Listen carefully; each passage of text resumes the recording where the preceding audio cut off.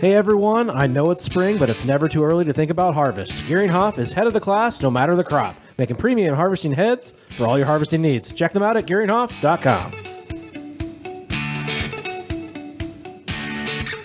So it's time to slow down here at 65 and time to start thinking about how it is going to succeed and yet be fair to the three. And Sid, my first question is how much gas do you have left in the tank for farming? You talk about slowing down.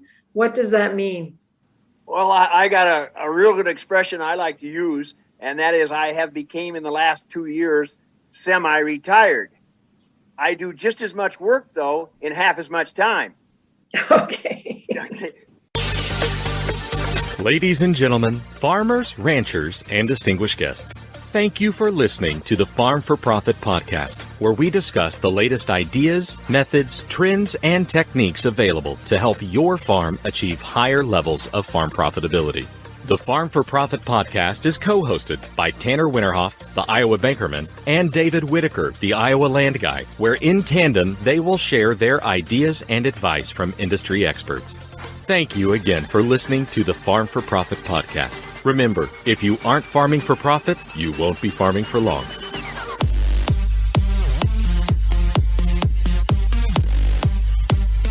And now, here's Tanner and David. And listeners, welcome back to the Farm4Profit Podcast. This is Tanner Winterhoff. And this is David Whitaker. We appreciate you, as always, for joining us. Don't forget, if you've got ideas for guests or topics, send those on over to farm4profitllc@gmail.com. That's the number 4, of course. Or send us a message on any of the social media platforms. Farm4Profit. How's Dave doing today? Good. Let's get right into it. You remember we have a listener review if you listen often, and our listener review today is brought to you by BW Fusion. When you sign up for 500 acres to use the 401 microbial team and Meltdown, while mentioning Farm4Profit, you'll get a free field. Tanner. So they got that deal running right now with BW Fusion, but you got to get one field out of there is what you'll get free. Mention Farm4Profit. That's right. Don't melt us. Just mention us. But that was listener review came from Spencer _ is that 3 underscores? _M. Yeah. This pod is refreshing. This is a must listen to each week from Apple. I think that's supposed to say Apple Podcasts. So thanks, Spencer ____M. Don't forget, listeners, you can also leave us a voicemail, 515-207-9640. And thanks to an avid listener for reminding me to make sure that phone number makes it into the show notes. But Dave, this is fun. This is going to be part 1 of a 2-part series. So we don't do this very often where we record the introduction after we have the conversation, but that's what we're doing today. So we sat down with Elaine Froese and a farming family from central Iowa called the Hayes family. So we had a lot of requests, Dave, for succession planning or transition planning episodes, and we attacked it in 2 different formats. We actually have a real-life conversation coming up next with a farming family starting the process of a transition plan, and then we took all the questions that you've asked us over the last 6 to 8 months and got Elaine cornered to where she can answer those. So, and that's part 2. That's part 2. Yep. How'd you think the first part went, Dave? Oh, fantastic. Since we're recording this intro after, like Tanner said, we don't get to do that, but you guys are going to stay tuned. Listen to the rest. The Hayes family, thanks for joining there, and it's I think it will relate with our entire listener base. Yeah, so let's not waste any more of our time. Let's jump into that conversation, and you guys let us know what you think. Here we go. Ladies and gentlemen, Salford's newest advancement in tillage technology, the Halo line of tillage implements, has been engineered with over 40 years of tillage innovation, offering a solution for everyone. And in 2022, Salford launched their Halo VRT, the newest generation of tillage implements, combining agronomic performance with new equipment technology for fast operation, ease of use, lower maintenance, and safer transport. Here is Jonathan, a corn producer from Kentucky, to share his thoughts. First off, with the durability, it is super heavy made. Welds are really good on it. It's just built like a tank. And I'll tell you what, the wearability on the blades, we went over approximately 4,000 acres with this tool, and they're still 22 1/4. Speed is this thing's friend. 10 miles an hour to 12 miles an hour, it's almost like a different machine. and I especially like the narrowness of the roading ability. We had it behind a 500 Case IH quad, and you really didn't have to have a lead, and we have narrow roads down here in Kentucky. On hill ground where we need to keep the residue, we'll straighten it up. On flat bottom ground, we'll angle it slightly to prepare that seed bed a little bit better. Main thing we're doing in the heel ground is just warming soil up to make the crop come up better, and maybe just doing a little bit of leveling. It's a very, very versatile tool. The Salford tool, or the quality of the equipment, is phenomenal. The rep was super good. I mean, anytime I called to have a question, he would always answer the phone. It was probably one of the best experiences I've ever had with a manufacturing company of a piece of equipment.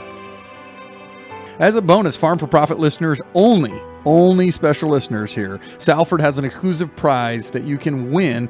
And remember, that's go to salfordgroup.com, Farm4Profit. You get a chance to win a sweet, epic even, Orion Custom Salford Cooler package. It's going to come to you, of course, when the temperature is heating up. You can keep cool. You can look cool. Put all your beverages in this sweet cooler. Go to salford.com/farm4profit and enter win this epic prize. Good luck. All right, time to move on to the exciting and highly requested topic that we've been asked by a lot of listeners to discuss, and that is farm succession planning. But I want to take a different approach today, Dave and Corey, as to how we go about doing this. So we're going to try and accomplish two things, two missions. We have a farming family here with us on the Hayes family as volunteers. So we're going to go through a real-life example of how a first meeting could go to let our listeners know that it is possible to have a real-life discussion before something tragic happens.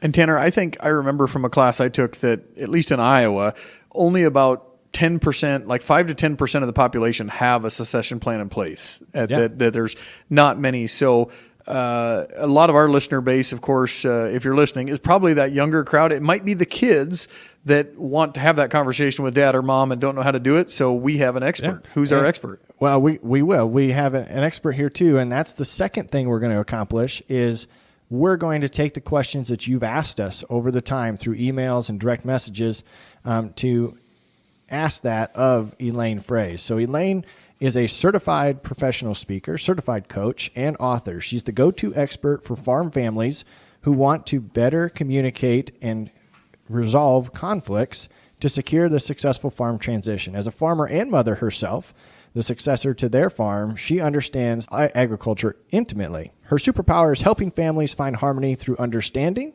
She is an expert in discussing what she calls the undiscussable, which I thought was fantastic, and I can't wait to dive in more on that. So she is here today to share a simple, practical, and actionable tool with the Hayes family.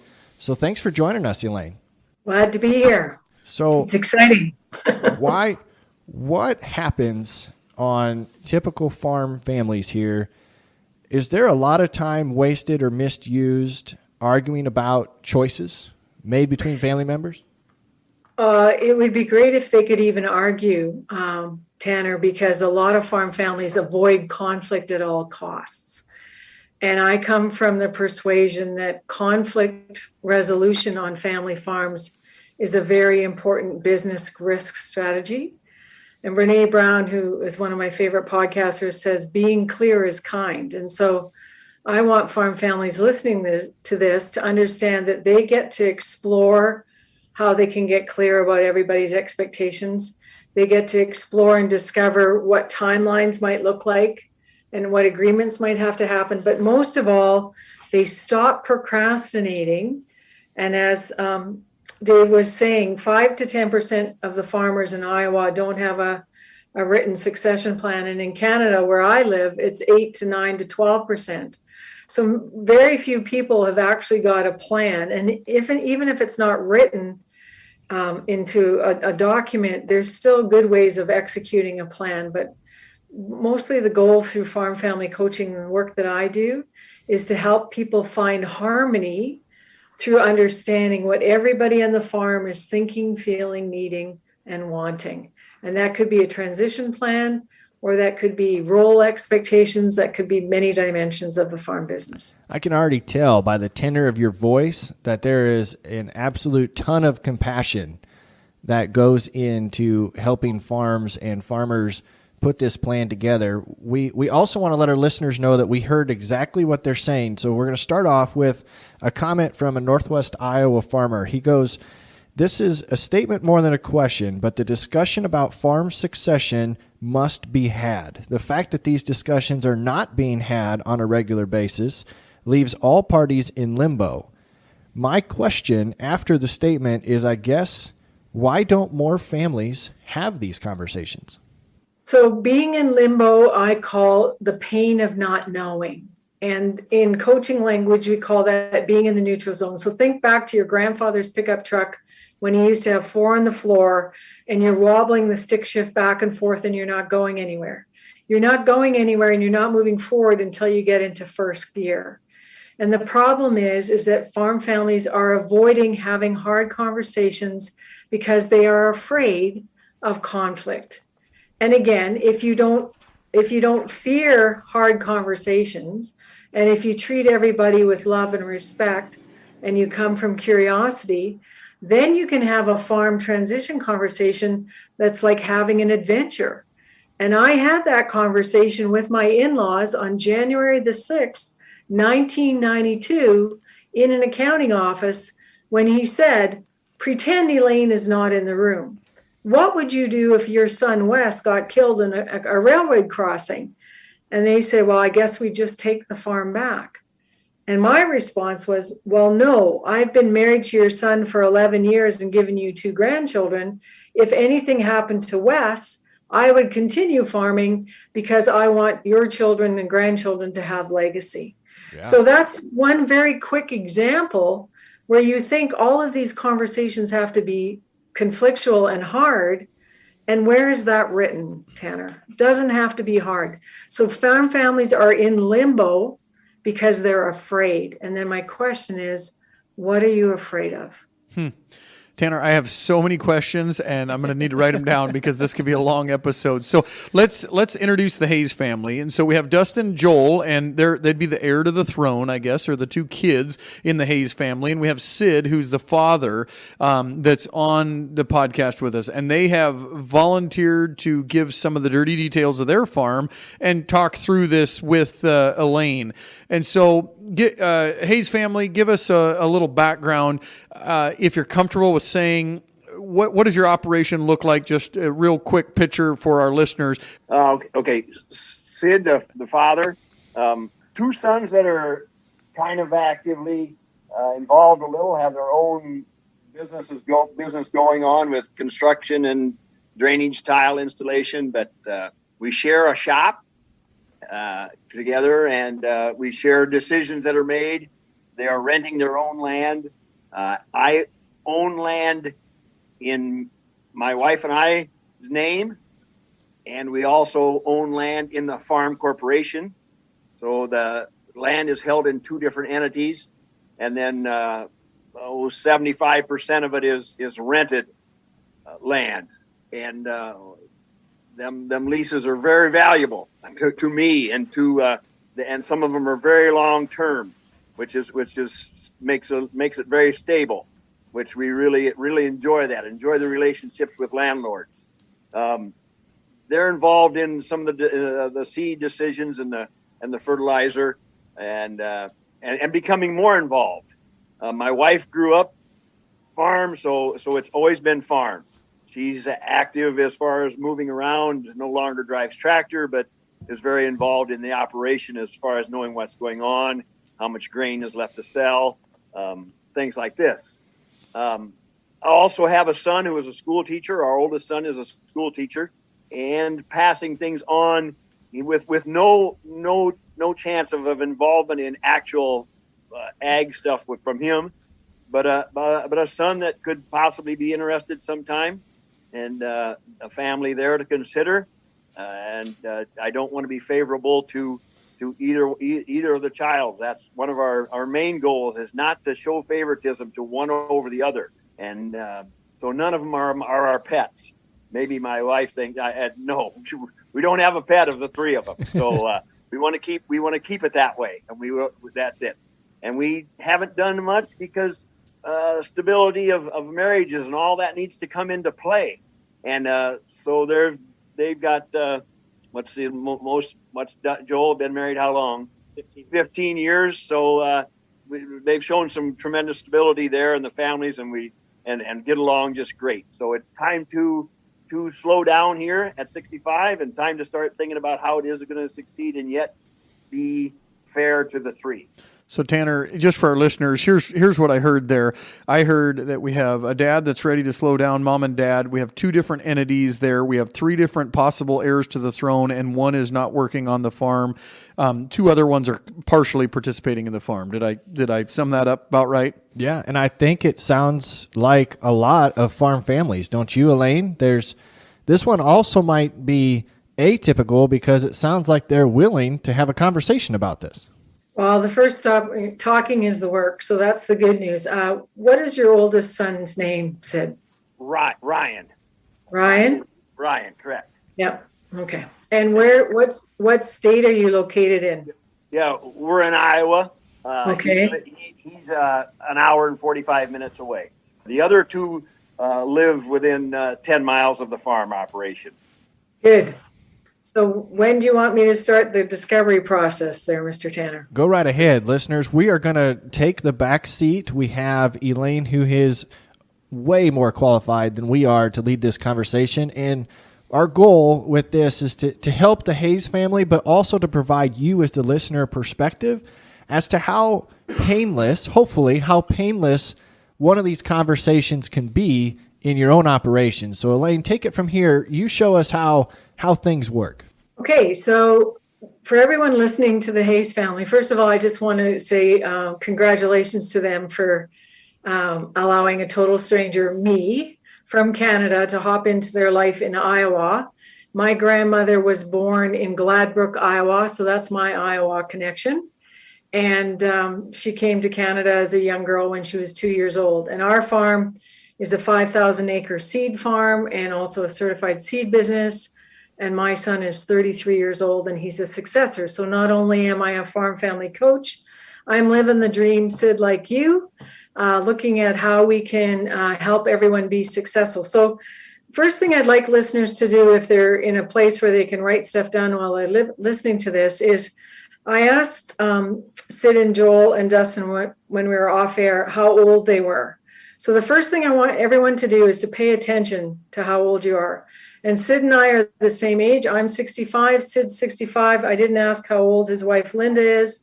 But in your 60s, from a coaching perspective, it's about starting over again, or how can I become the hired man? And so Dick Wittman has done an amazing seminar that you can find online called Stepping Back Without Stepping Away.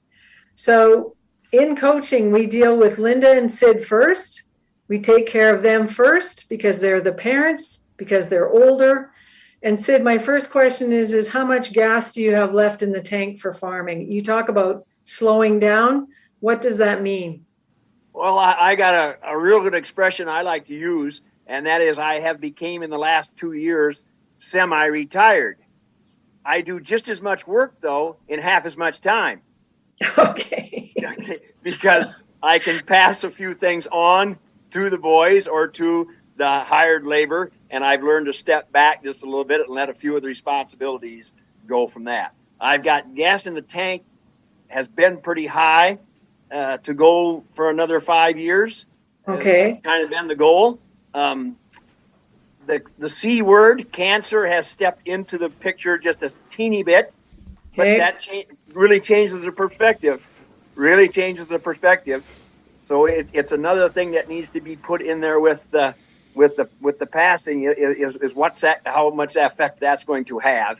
And it'd be nice to have things in place before that C word is into the family. But I didn't get that done. It is here to be dealt with. Right. Nothing serious. But anyway, but something, lots of gas in the tank. Yeah. Good, and something that has to be navigated. So as listeners are navigating this conversation, What I would do is put Sid and Linda at the top of the chart. Sid is a square, Linda's a circle. And this is how I start a discovery call, because I want to create a family genogram or a map. Sid, how old is Linda? 65 as well. So she's also 65, okay? Months apart, yeah. Right. And then under that, we start a square for Ryan. And on the left-hand side, because he's the oldest son, I'm assuming he has a spouse. What's Ryan's wife's name? Christina. Okay. And how many children do they have? 3 kids. Okay. And I won't go, for the sake of time, we won't go deep into that. The next son would be you, Dustin, because you're 39 years old. And what, do you have a spouse? Her name is Crystal, my spouse. Okay. And do you have children? She has a daughter, Emma. She's 16. And then 4 boys. 3 years ago, my oldest boy was killed in a car accident. Okay, so there's been a death in the family as well. Your wife's name is Crystal, and you said you have 5 children, a 16-year-old daughter, and 4 boys.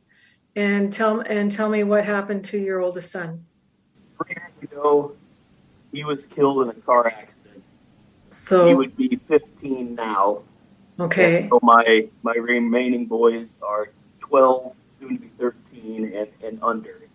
Okay, so that you've got 4 children who are living, and you've lost 1 child in a car accident. And my sympathies to you on that. I lost my sister to a drunk driver when she was 23, and that trauma to family also helps frame the way we look at the next day, right? Some day is not a day on your calendar. Every day is precious to your family, I would suspect. Yeah. And Joel, how about you? You've been married for 15 years and you're 34. What's your wife's name? Ashley. Okay, good. And you have how many children? I have 4 girls. Okay.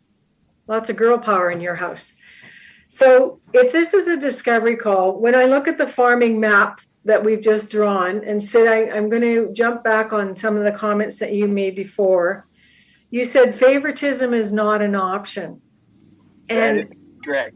yeah. And so another way of talking about that on air in this podcast is, what does fairness look like to you? And so when I look at, I don't know how many acres you're farming, but Ryan is the oldest, and I didn't write his age down. How old is he exactly?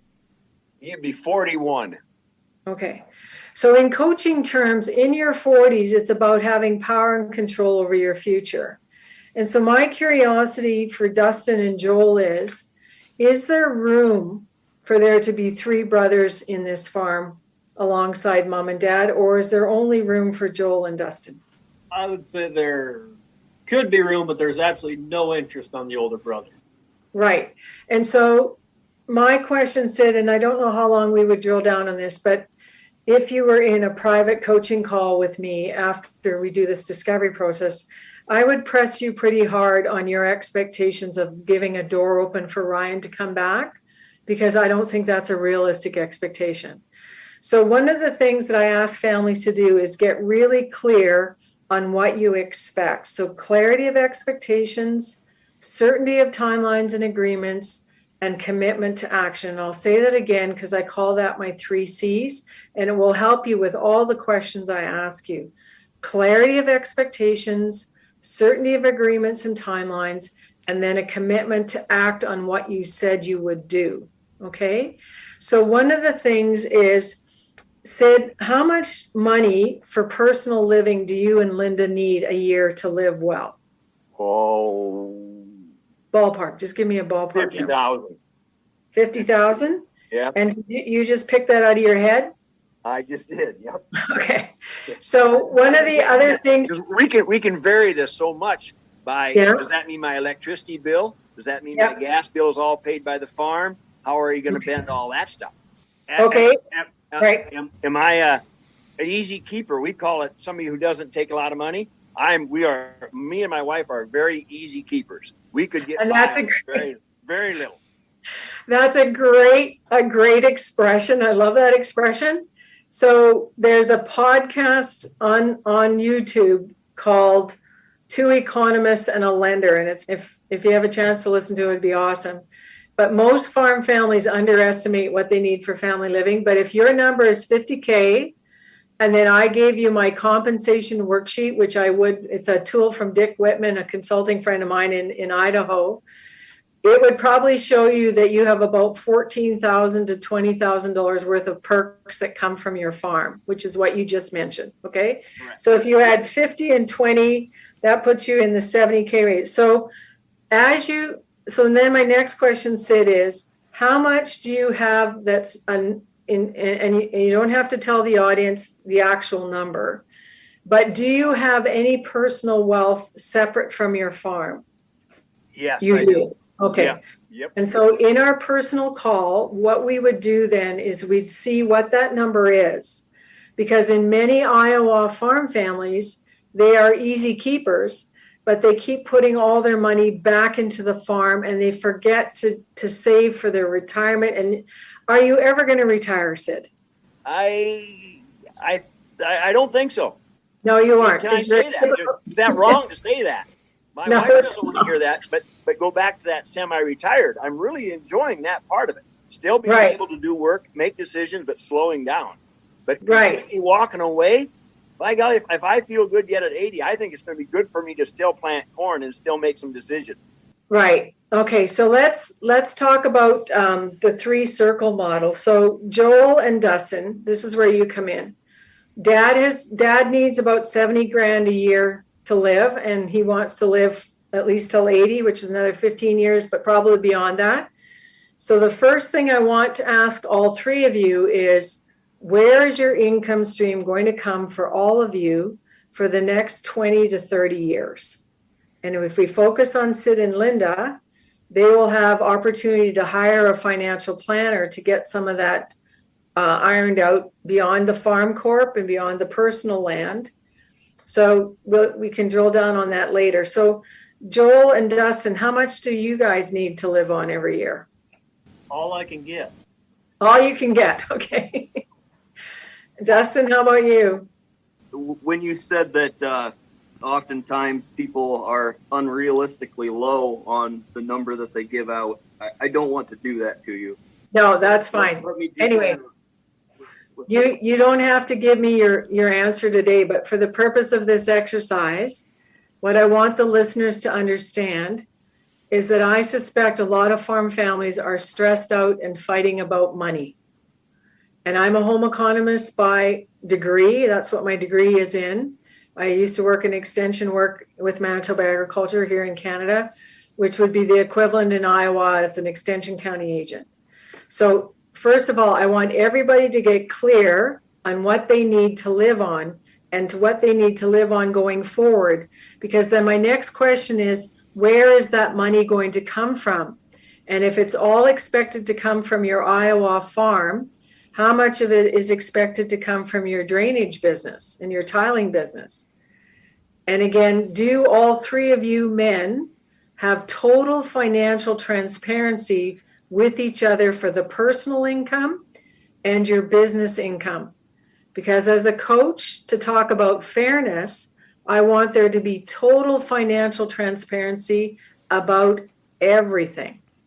Elaine, if I can interject, this is David with the podcast. For the sake of our listeners, I'm going to assume if you have Sid and his wife at $70,000 and each kid is probably at least $100,000, what I'm hearing is they're going to need $300,000 worth of income to move forward. Am I far off base there, Elaine?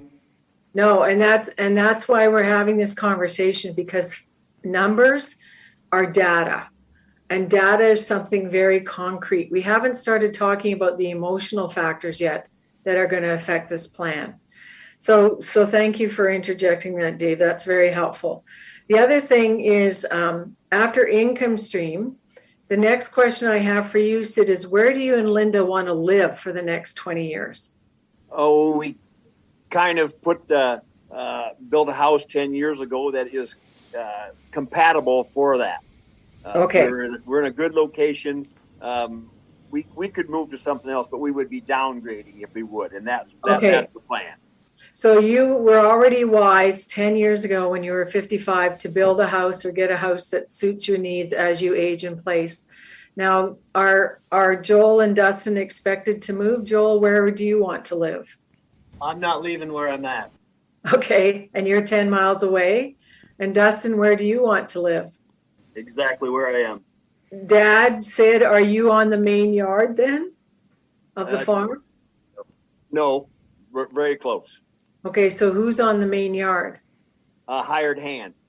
Okay, and everybody's good with that for the next 20 years? Correct. Okay, good. Well, that's great. You guys already saved yourself $700,000, so congratulations. I would like to add one more thing. I think I speak for the group in that none of us are trying to change our quality of life or the lifestyle. The way we live is, barring something unforeseen, the way we plan to continue to live. Okay, so you're happy with your lifestyle the way it is now, Dustin. That's awesome. So, Go Elaine, ahead. yep, I want to jump in, and I want to ask a perspective question because not all of our listeners are going to be in such a fortunate position to where location is figured out. The Hayes family are very fortunate to have that. So, in a conversation, if it was not the case that they had established places they were comfortable being, how would you navigate that with somebody in a different situation? Which kid gets the house? Oh, I want the house. It was promised to me when I was Exactly. 14. And so therein lies an interesting question. And in conflict resolution, we call this positions and interest. And we have to dive deep under the water to where things cross over and look for common interests. So the question is, and this is going to cause problems, Tanner, when, for instance, if Sid and Linda, as the founders, did not agree, that's where we get parental disconnect. And so if the parental spouses do not agree, then you're going to be stuck because typically the women are quite happy to move off the farm and get out of Grand Central Station. Whereas the men are going, no way, Jose, I'm staying here till I go out boots first. I want to be able to go to the shop every day. I want to know what's going on. So that in itself, Tanner, becomes a large conversation. And then we start crunching the numbers. And so I'll use my own case as an example. We thought that I was going to move in 2020 off the farm to let my husband and I move to town, which is only 2 miles away, very close. And that my son and daughter-in-law would move into this house where I'm speaking to you from today. But my daughter-in-law came and said, I want to break your half-mile rule, which I have actually for families not living super close together. She said, I don't like your house. The kitchen's too small. It doesn't have an ensuite and you have critters in the basement. And I go, yes, this is true. And I said, what are you thinking? And she said, well, I would like to build a new house just across the shelter belt, which is in effect what they did. But I'm the one who saved $700,000. Right. So all of this to say, Tanner, when you're in a coaching situation, we say counseling is about recovery. Coaching is about discovery, going forward. So don't preclude or assume that you already know what the answer is before you've started exploring it. And in our case, the answer was Elaine and Wes are not moving and getting the new house. The successors are building a new house. But the interesting twist to this is that they built a house on our personal land, Sid. So technically, I own a very beautiful new house right next door. Yeah, And the bank, yeah, good for me. And the other thing is many also listeners would not be able to do that out of money coming out of the business because they would be forced to get a mortgage, and mortgagers will not allow you to build on land you do not own. Right. Correct? Right. Makes it difficult. So we've just gone down this whole rabbit trail on housing. But the reason I put those three questions, income stream, housing, and fairness, out to your listeners is because those are baby steps. You start getting answers to those three questions, and you'll be well on your way to some amazing conversations. Awesome. So let's attack. Let's keep moving forward with the Hayes family and see what we can uncover. So the other thing that Dave was joking around, he said heirs to the throne. And I want to wipe that language out of agriculture because nobody's getting kicked off a throne. Okay. So let's stop using that language. What I want you to say instead is we are not working on a succession plan because the Queen of England is still the Queen of England and Charles is not going to succeed her till she dies or who knows. We are going to talk about a transition plan. And a transition plan means that everybody, Sid, Joel, and Dustin all have a role to play on this farm. Different is not wrong. It's just different.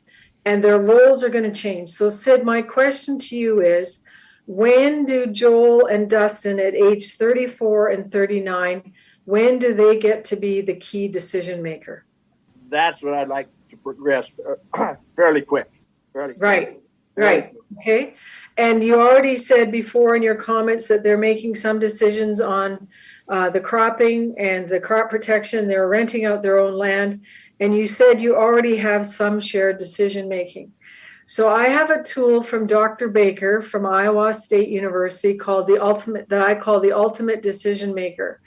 And what it does is it's just a list of questions, and Tanner, we could make them available to the audience in the show notes, or they can just reach out to me. But the whole idea is, what roles, Sid, do you want to let go of? Who's doing the marketing? Who's selling the grain?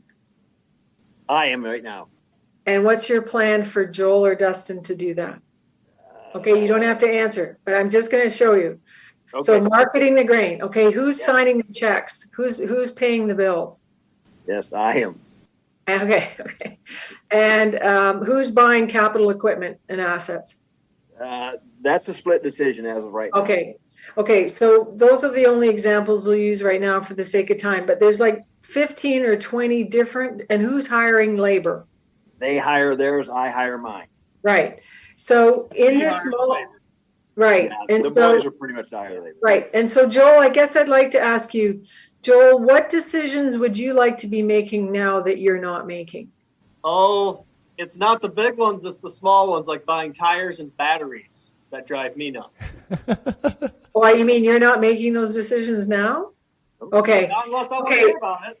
Okay, so Sid, this is where we will spend more time together, just you and me, because I'm going to use this example because it's a perfect example. I had a young farmer in northern Alberta. He used to manage 200 employees in the oil patch. He comes back home to farm, and he's fighting with his father about John Deere filters. And he goes, Elaine, I used to manage 200 people, and now I can't even manage an oil filter. So you guys are laughing and smiling, which is a good thing. But Sid, when Joel calls you on this, you have to say, I trust you, Joel. Pick the filter you want. Pick the tire you want. Totally fine. Okay? Yep. Okay. Dustin, what decisions do you want to be making that you're not making yet? I can't answer that because at this point in time, it is extremely hard for me to care. I will say that what Joel just brought out, the problem for me in that I am in many ways the mediator. Okay. So I get an earful from Joel about Dad, and then I get an earful from Dad about Joel. Right. And you come by this honestly, Dustin, because you're the middle child. God bless you. So you have spent your entire life being in the middle of the Hayes family. And so I want you guys just to go like this right now. Seriously, I want you to take your fingers and make a triangle. Sid, I can't see your fingers. There you go. And when you make that triangle, now I want you to flatten it and just have two fingers. So this hand is Sid. This hand is Joel. Dustin is no longer in the middle, right? And that is a key conflict principle for all the listeners to understand. And most of the time, it's the Lindas, it's the mums, it's us. We are tired of being in the middle where the son is coming in one door and complaining about the father. The husband is coming in the other door and complaining about the son. And so how you're going to solve this issue with coaching is you're going to have actual farm business meetings where you bring the decision-making, the capital assets, the crop planning, the marketing, whatever decisions needed to be made in that season, you bring them to the meeting, and you have two kinds of meetings. You have operational meetings for how you're going to run the farm, but then you also have strategic meetings for how you're going to keep the farm transition plan executed. Elaine, let me interrupt for a second. This is Dave with the podcast. For our listeners, who sets the agenda for the meeting? Everybody. Okay, and then how often do we have these meetings?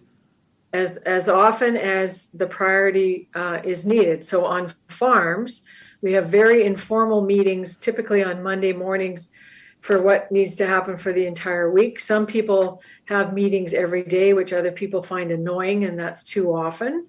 And for some people, we have quarterly meetings because we look at the financials every quarter. And for some other farms, we have operational meetings every month. So I'll give you an example, Dave. I have a farm family in BC that's a dairy farm. And because they have a very set schedule, always with the cows, the first Wednesday of the month between 9 and 11 is operational for the whole month, what needs to be happening and if everybody's doing their jobs. And the second meeting is the third Wednesday of the month between 9 and 11 in the morning between milking times. And that is their strategic meeting. Dr. David Cole from Virginia Tech University said, and with his research way back in 1997, that the families who have regular business meetings are 21% more profitable. So Sid, you might want to just focus on two things.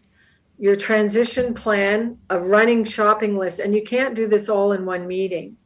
And typically with coaching, I help you discover what are your key challenges. And so I would give you a sheet that each of you would fill up after the podcast today of all of the things that you want to talk about at these meetings. Elaine, we need to address fairness.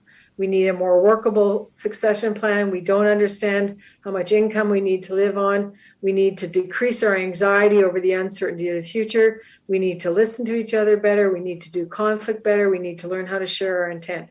And there's 32 things you could check off. The other sheet that I'm going to give you would be a personal profile, because I want to know the big picture. Like I asked you already, Sid, how much gas do you have in the tank? So you said 5 years. So my question is for Leo or for Joel and Dustin is, are you willing to be patient for the next 5 years to get this transition plan in better order? Or do you want it done in the next 1.5 to 2 years? And how much risk are you young men prepared to take? Because another financial question is, how much debt, Dustin, are you willing to take on? And Joel, how much of the farm debt are you willing to take on? And then the question for Dad is, Dad and Mom, if once you've gone to the financial planner, how much are you willing to gift to Joel and Dustin? And how much do you expect them to buy?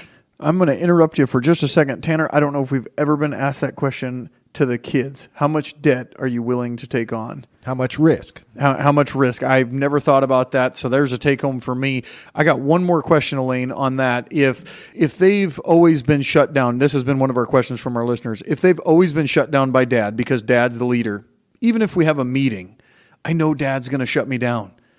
How do I go in to talk to Dad? Real quick, just a snip. How do I go in to talk to Dad and tell him what I want? What do I have to say to get their attention? Have you ever had that question asked? Yes, lots of times. And you know what the answer is? Don't ask him. Write him a letter and deliver the letter 2 or 3 days before the meeting and give him time to process it. That's why you said who sets the agenda, and I said everyone.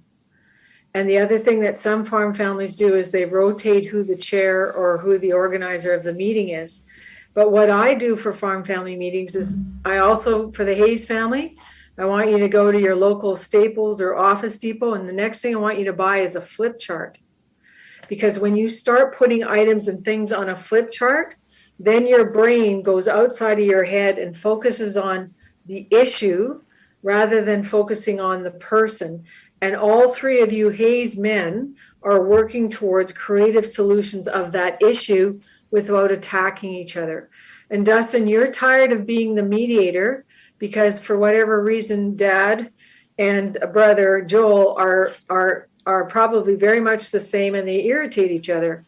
And so another thing that we would do in coaching is we would do a conflict dynamic profile on everybody to find out what your triggers are. And so that when you're in a meeting and you start to feel triggered or agitated, you go, whoa, whoa, whoa. This isn't about me. This is about creating a solution to this problem that we're trying to fix on our farm. But I will say this, you said earlier that most farm families will do anything to avoid conflict. Sometimes right. we might look for conflict once in a while. So it's I just want to know what's the cultural background of the Hayes family? Are you English or Irish? What's your background? German. Oh, even better. Okay. Yes.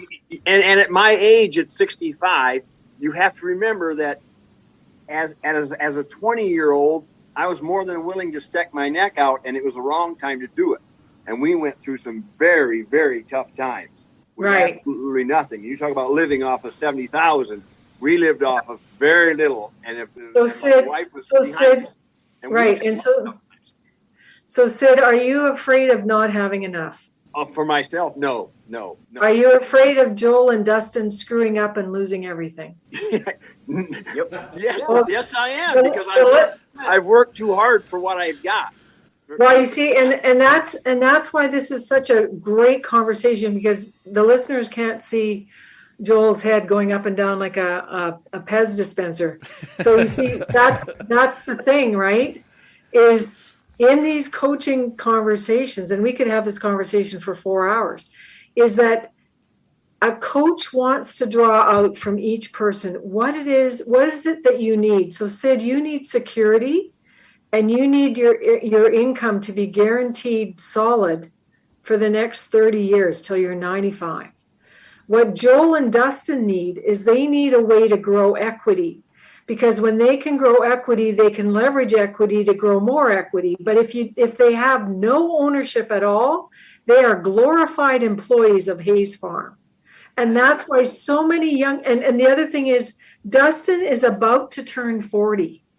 And he needs to be in control of his destiny. And Dustin, you don't have to say this on air, but I suspect that because you've had the huge trauma of losing a child, your children are precious to you now, even all the more. And you also know that you only have so many years left to grow your equity to get to the financial position that you expect or want to be in. And I don't know if you guys want to sell your tile drainage business, because I'm actually building an irrigation reservoir this summer, and we also want to do tile drainage on our farm, but we're having a little political football happening right now for that to get done. So you may be growing your side business because that's something you have total control over. But then the question becomes, when does Sid start sharing Sid, not totally letting go of, but when, Sid, do you and Linda start sharing financial control for the good of all? Okay, and you don't have to answer that, but you can tell by the tone of my voice, and you can tell by all the questions I'm asking you, that there are a lot of questions to be answered. And sometimes I will ask you something and you will say, I don't know. And I will say, if you don't know today, Sid, what day will you know? So Sid, when are you going to have your next family business meeting? Oh, after I'm done spraying the crops in the summer, maybe. No, that's not the right answer. It's the only time I'll have time for it. No. Has anyone died in your neighborhood in the last year, Sid? Yes. Did you go to the funeral? Yep. And why did you make time for that funeral, Sid? Because that life deserved it. Exactly. The life they lived deserved me to go to that funeral. That's right. And so I want you to think about how you felt when you parked your tractor and you did the right thing and you paid respect to your family. It's the same thing for family business meetings. In our situation, our meetings are very, as a family, have been very far apart because we've had to wait 2 years for certain corporate partnership tax rules to unfold. And our accountant and the tax specialist physically came to our farm and sat on the couch in July, as you said, after spraying season. The point is, who in your family, is it going to be Linda? Is it going to be Joel, Dustin, or you, Sid? Who is going to be the driver to make sure that the Hayes family has meetings? Who's going to make sure that happens? You will have to decide that. But Dustin being the mediator, he will be. Now I have a question. Do you go to these family meetings? How much is the spouse involved? How much is Joel's spouse and Dustin's wife involved? Okay. I am of the belief that Joel and his wife, Ashley, and Dustin and his wife, Crystal, are one unit. And in family meetings, it's much better for everyone to be in the meeting so they all hear it at the same time with the same voice. And if there's any need for a discussion or clarification, that the interpretation happens in that moment. If the spouses are kept outside of the family business meetings, especially in terms of transition, you may want to do it in stages, especially if you're talking about things that haven't been resolved between inner conflict between the parties. But when I do coaching, I treat the entire family as my client. So Ryan and his wife would also be my clients, because I would like to understand Ryan's perspective of what he sees happening in the farm business, even though he's not part of the business. So you had mentioned something else very telling. You said, Elaine, we've avoided doing this because we were waiting to see the stability of the marriage. So my curiosity is, how long do Joel and Dustin have to prove that they're going to stay married? I can't answer that. Well, I can. You came to the right place. You answer that with robust conversations and marriage contracts. And a marriage contract is just like hail insurance for your crop and your corn, okay? It's a piece of paper that manages risk, and you hope you never have to use it. It's there to protect. Okay.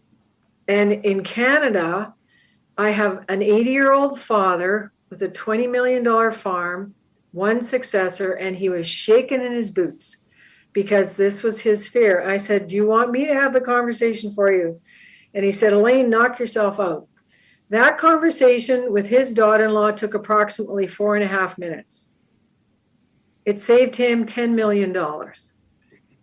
Okay? Because she was more than willing to sign a marriage contract and have her husband sign a marriage contract with the intent of all parties being protected well, and with the intention of never being divorced. Because everyone you know in Iowa gets married with no intention of being divorced. But what did the stats show?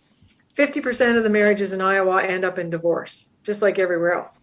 Every farm sid that touches mine is divorced. And my husband and I were talking about that the other day, because now these people are all living with new people. And we said, whatever happened to the institution of marriage, like even the second time around? But that's not our value system, that's their value system. And that's the topic for another day. But your fear, Sid, is losing everything that you've worked the last 40 years for. Yep. And so a marriage contract and talking to the spouses is, we're not asking you to do this because we hate you and don't trust you. This is a piece of business risk insurance for all of us. And Joel and Dustin are going to do it as well. Right. Now, is that common to have that fear of losing it all that I've worked for 40 years? Yeah, because you're a guy and you want to have economic stability. That's totally common. Another fear is your loss of identity.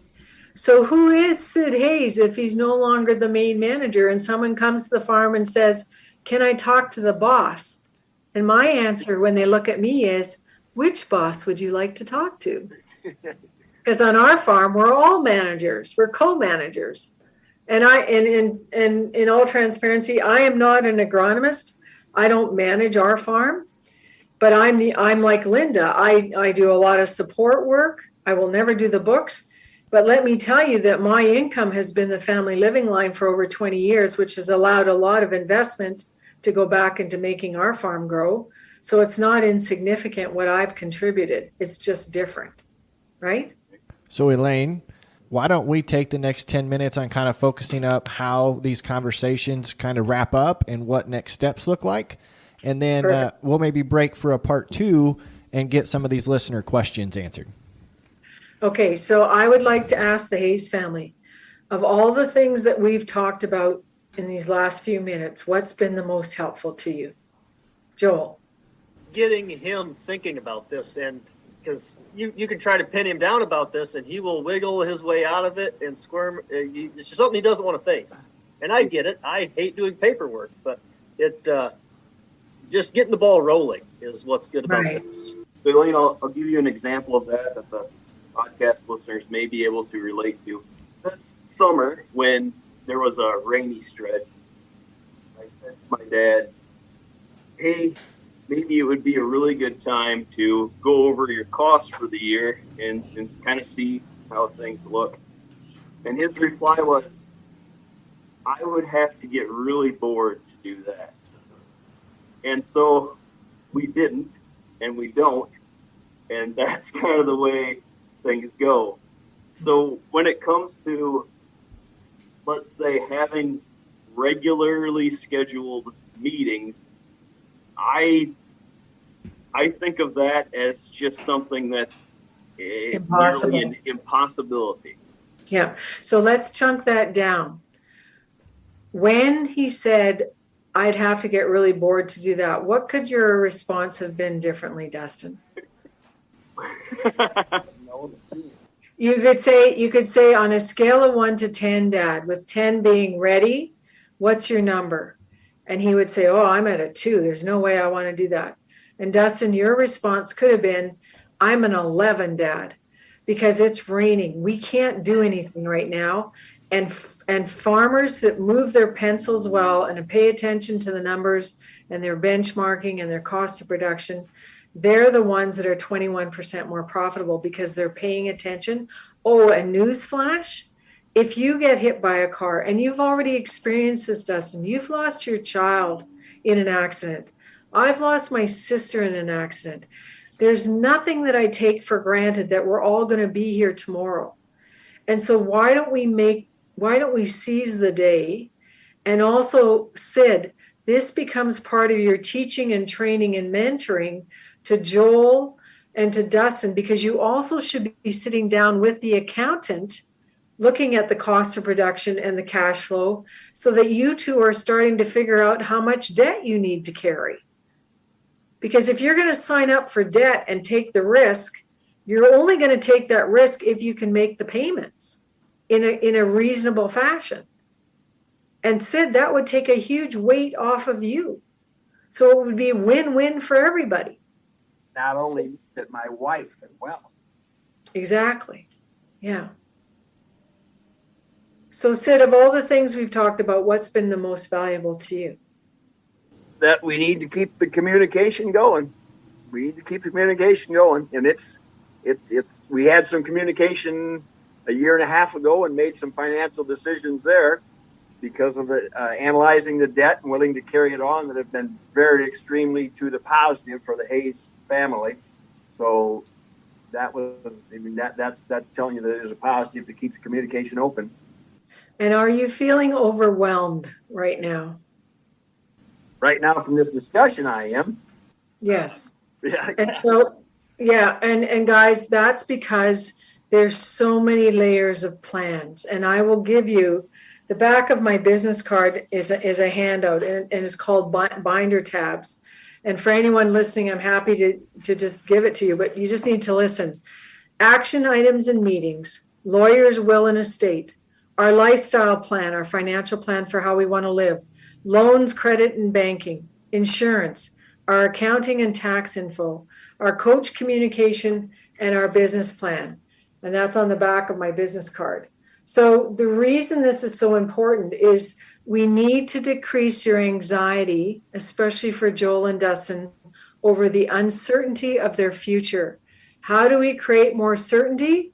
We take baby steps, we focus, and we execute. So the next step for you as the Hayes family is to fill in my contact sheet at farmfamilycoach.com. We've already done the discovery call, and I will send you my coaching agreement and my key challenge audit and my profile. And you can use that as a tool. And then you can also decide if you want to further the conversation with me, because you volunteered to share your reality of your farm with all of the North America. And I'm more than happy to continue this conversation with you. But what I want you to understand is that you just need to be taking the next step, because talk does not cook rice. We just had a conversation, but what are we actually going to do about the conversation we just had? What is the goal for the people that hire you? How far do you get? Do you get a okay? So typically the goal, Joel, is to get you to a real clarity of understanding of expectations. So again, what we talked about already, where the income needs to come from, how much financial wealth needs to be drawn from the personal side in the farm. We also talk about the housing issue, and the fairness one is a real big one, especially when there's non-farming heirs like Ryan, because Sid and Linda have probably churned a lot of income and stuff right back into the farm, and they also need to take care of themselves. So that would also require a conversation with Ryan as to what he expects. And that's answered in my personal profile, because Ryan will say, and I'll just pretend, Elaine, I don't expect anything from my parents. They helped me with the education. They gave me a good upbringing. I want my mom and dad to take care of themselves first and have the life they've always deserved. And I want to see my mom travel and have fun. And if she's not going to do it with dad, that's fine. She can do it with her best friend. I have no idea, Joel, until we get into those conversations. Then when it comes to wills and legal agreements, I build your team of advisors with good lawyers. I don't do that work. The lawyers do, and the accountants take care of the tax efficiency and the structure of the C Corps and all that other good stuff.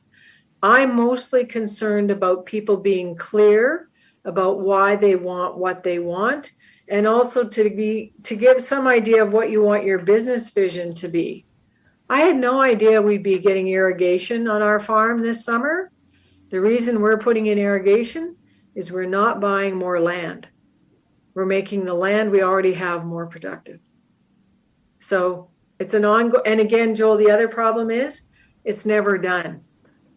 Sid, your succession transition plan will be done when you die, and then it will become your estate plan.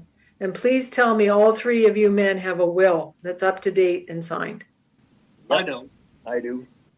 Okay, that's on your homework list, Joel. You have children, you have a spouse, you need a signed up-to-date will. You also need power of attorney for each other because you're farming together. What happens if Sid or Linda have a car accident but they're not dead? And who's going to write the checks? Who has signing authority besides Dad and Linda? Yes, no one. Yeah. Right. And so that's not a good thing. Okay? To being that my attitude carries down to my child, you hear what his answer was about signing that will when we're done spraying in July. And I disagree totally, because with Zoom, I know you do. I know. With Zoom, yeah, and it's going to take 3 calls, Joel. So you need to make the call today, set up the appointment, make the draft, approve the draft, sign it, and you're done. Okay, very good. Do you want to leave your family in chaos? No. Do you want to give Uncle Sam more money than he deserves? No. So you're going to get on it, man. And then when you've done it, you're going to call me and say, Elaine, we've done it, and I'm going to send you a gift. That's incentive right there.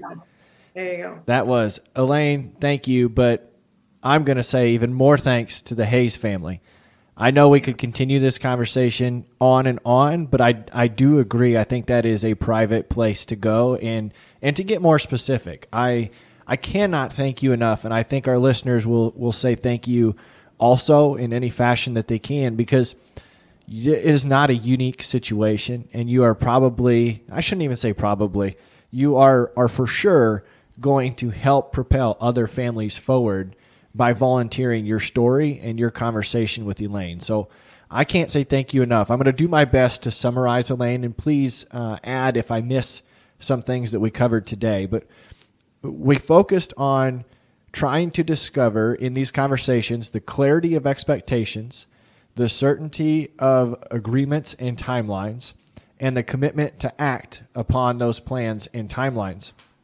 It's not about you, it's about us, there is a compensation worksheet that we can put in our show notes as a resource to determine how much do the parents or the successors want or need to move forward in their lifestyle, and where is all of that income going to come from? Will that all come from the farm or from the entity in discussion, or are there alternative sources for that?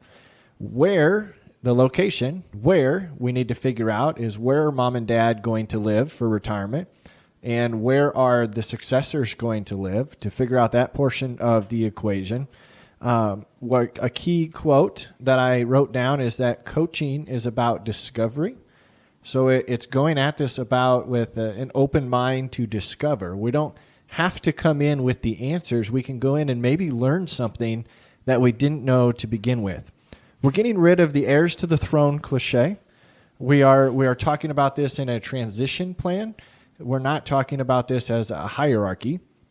We want to ultimately make decisions that benefit the family and the farm business, because we've learned that those farmers and families that hold farm business meetings are 21% more profitable. So it's important to ramp up the communication and treat your farm like a business. One key question we got was, well, how do I do this if I'm not normally listened to?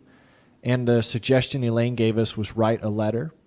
Give that to the parent, give that to the boss, whichever it is, however you want to describe that, a couple of days in advance. To allow them to digest it and form a discussion mindset. You have to be able to gauge what level of risk you want. You have to discover your triggers in conversations so you can have effective conversations.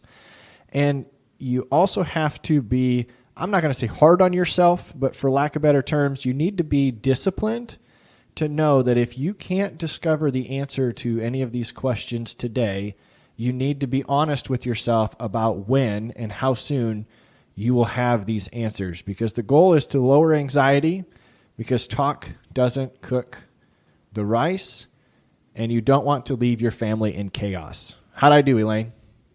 Really great. I think we could run a whole seminar on that. I also just wanted to clarify the compensation worksheet that was developed by Dick Wittman in his toolbox is to help figure out what the value of farm perks is.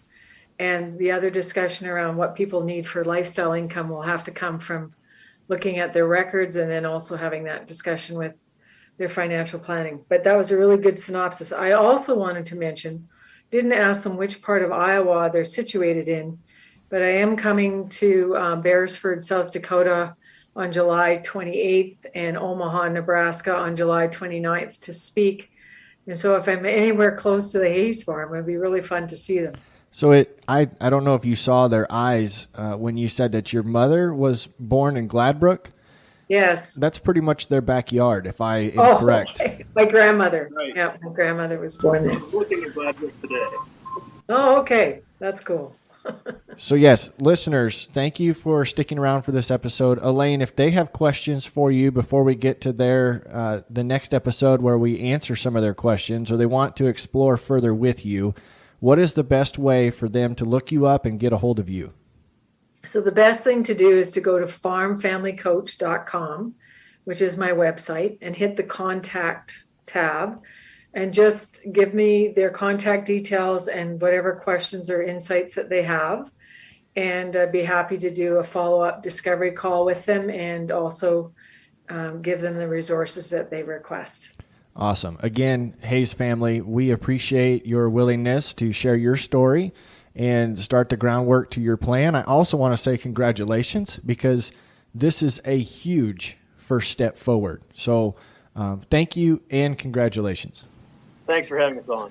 Yeah, thanks for being here. You bet. And listeners, our challenge to you this week is to do just that. Go find Elaine and start on the path of your journey to making sure that your transition plan is what it needs to be to keep your farm safe. Elaine? And for all those millennial farmers out there on Instagram, my handle is Elaine_F_farm coach. And so we can see you on Instagram, on Facebook, on Twitter, or whatever. But if they want hardcore